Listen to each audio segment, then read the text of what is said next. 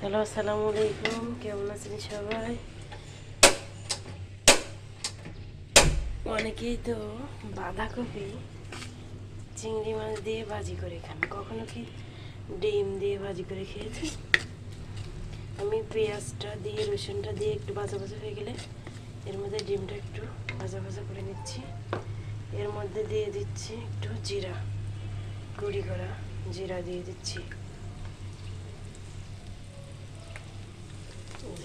জিরাটা দিয়ে দেখছেন কালারটা ও ঘিরানটাও মাশাআল্লাহ আসছে।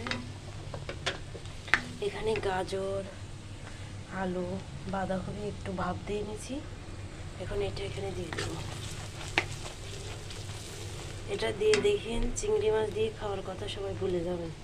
তো অসাধারণ একটা স্বাদ।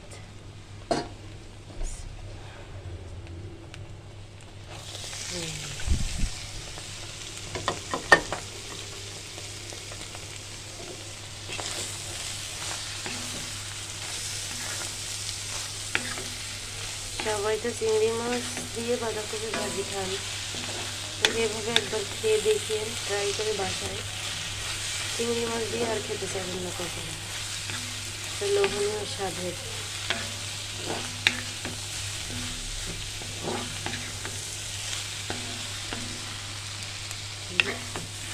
এখানে রোদের জন্য বাইরে অনেক রৌদ্র, যার জন্য কালারটা আসলে দেখা যাচ্ছে না।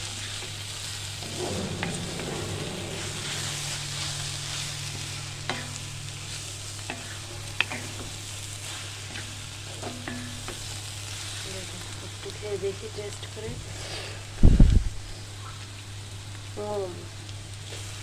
সেই স্বাদ, মাশাআল্লাহ। এখন হয়ে গেছে, চুলাটা অফ করে দিয়ে আমি নামিয়ে ফেলবো। এখানে নামিয়ে নেব।